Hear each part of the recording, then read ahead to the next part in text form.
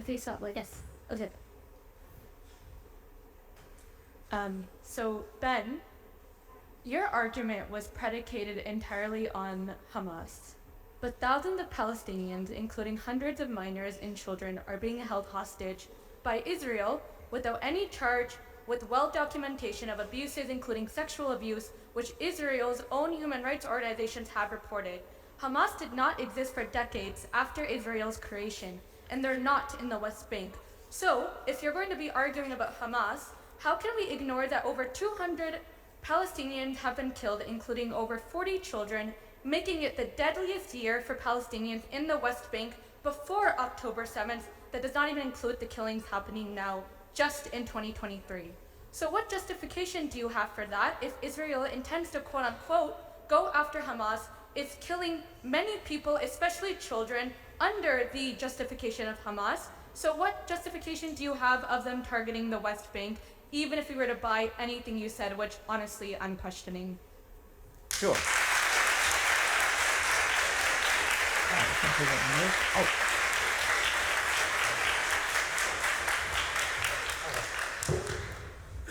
So the casualties that have been incurred in the West Bank are prior to October 7th largely. There have been many since October 7th because there have been many conflagrations between the IDF and the Palestinian Authority and Islamic Jihad members in the West Bank. There's significant violence over the course of the early part of this year. There's a breakaway group from the Palestinian Authority. It's called the Lions. The Lions were a small terrorist cell, the Lions Den. They were committing acts of terror in places ranging from Jerusalem to areas of the West Bank. And the IDF was going in and making operational decisions to kill many terrorists in these areas. There are many areas in the West Bank that have been particularly infiltrated by terrorism. That the city of Jenin would be probably the example of the place that has been most infiltrated by terror groups. It's unfortunate, but Hamas is not the only terror group in the region. Palestinian Islamic Jihad is an excellent example of another terrorist group that has wide presence in the West Bank, more so actually than Hamas. There's a Palestinian Islamic Jihad rocket, obviously, that fell on that Gaza hospital. The entire world then tried to blame on Israel. I'm not allowed to respond, right? Okay.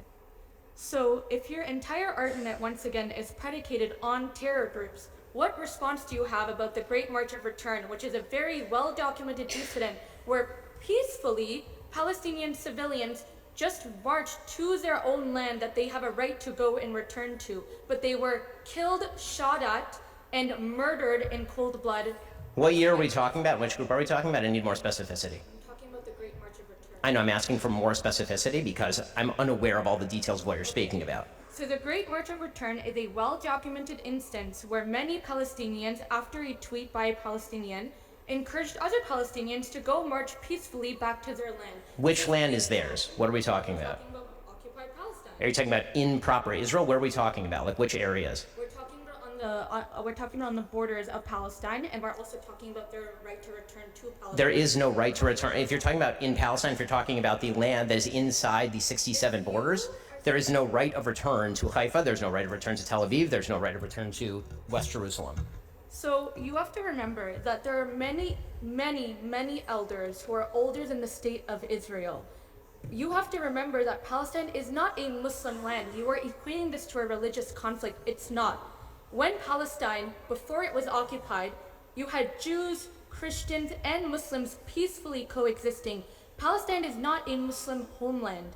It's a land that existed where many people that are alive to this day are older than the state of Israel. So are you making the argument that any population of any time, all of their descendants now have a right to go back to the place that their great-great-great-great-great-grandfathers went? Not great-great-great-grandfather. We have grandmothers. Okay, grandmothers, grandfathers. Is that the idea that you can walk across the lines of any sovereign state and simply claim the place that you said that you had, even though you never established property rights, and say the Jordanian West Bank, or you abandon this place in Haifa? So your claim is that right now people get to walk across the border of a sovereign nation and simply set up shop in Haifa? This is your claim? So so even if we were to buy what you're saying, which is obviously not true, I encourage you to Google about the Great March of Return, which was a peaceful resistance against a wrongful occupation of Palestine.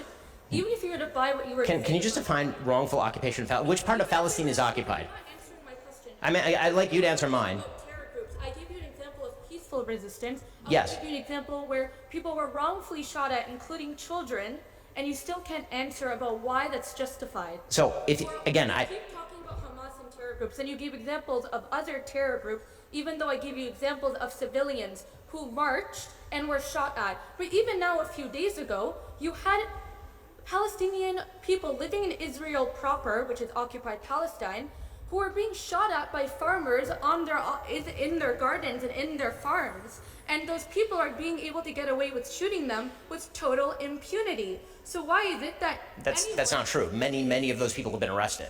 They're all currently sitting in Israeli jail. the settler that just shot at a Palestinian Have been farmer arrested. was not arrested? I encourage you to look into this. I did look into this morning, and can I please get one answer before you leave, because this is an interesting conversation. Which part of Israel is occupied Palestine? All of Israel? There we go. There we go. There we go. So what you're calling for is the obliteration of the state of Israel, and all of this is just a cover for that. I appreciate your time.